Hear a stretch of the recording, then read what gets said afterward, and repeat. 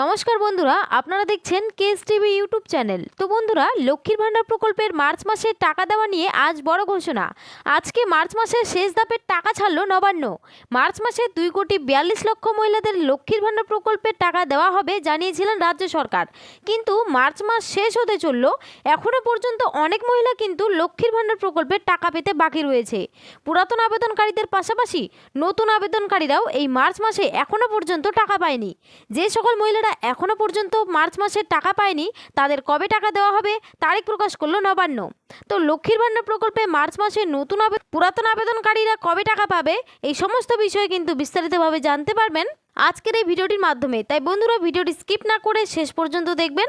আর বলবো, আমাদের এই ছোট্ট চ্যানেলে যদি কেউ নতুন দর্শক হয়ে থাকেন, অবশ্যই চ্যানেলটিকে সাবস্ক্রাইব করে পাশে থাকা বেল আইকনটি অন করে রাখবেন এই ধরনের গুরুত্বপূর্ণ আপডেট সবার আগে পাওয়ার জন্য।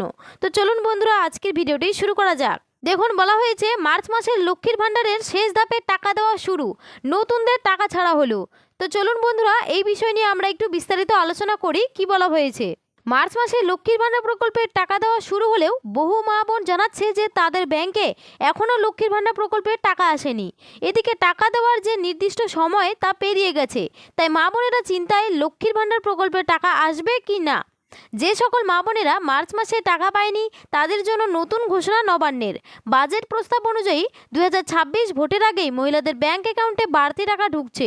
বর্তমানে লক্ষ্মীর ভাণ্ডার প্রকল্পের আওতায় রয়েছেন 2,21,00,000 পুরাতন আবেদনকারী। পাশাপাশি আরও 20,62,000 নতুন আবেদনকারীকে লক্ষ্মীর ভাণ্ডার প্রকল্পে অন্তর্ভুক্ত করা হয়েছে।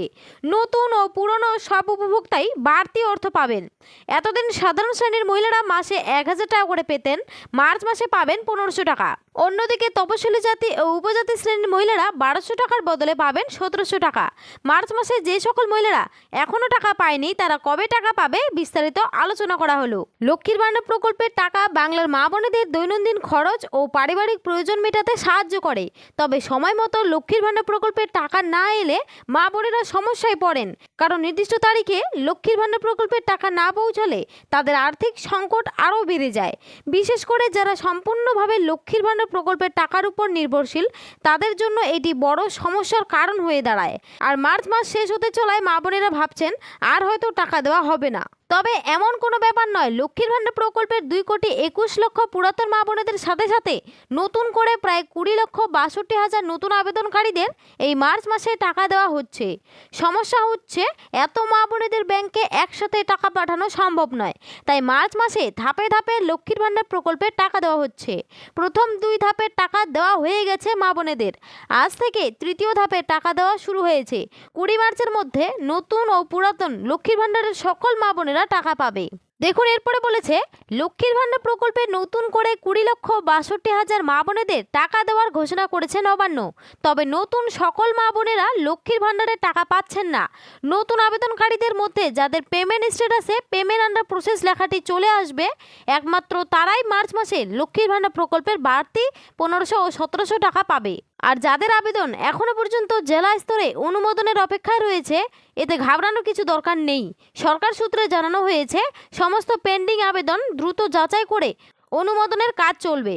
খুব শীঘ্রই তাদের আবেদনগুলি স্ট্যাটাস আপডেট আসবে এবং তারাও লক্ষ্মীর ভাণ্ডারের ভাতার টাকা খুব শীঘ্রই পেতে শুরু করবে। তো বন্ধুরা, এই ছিল লক্ষ্মীর ভাণ্ডার প্রকল্প নিয়ে একটি ছোট্ট আপডেট। যদি আপনাদের ভিডিওটি ভালো লাগে, অবশ্যই একটি লাইক এবং সাবস্ক্রাইব করে পাশে থাকবেন। আর আপনারা কে কোন জেলা থেকে আমার এই ভিডিওটি দেখছেন, অবশ্যই কিন্তু কমেন্ট বক্সে কমেন্ট করে জানাবেন। ধন্যবাদ।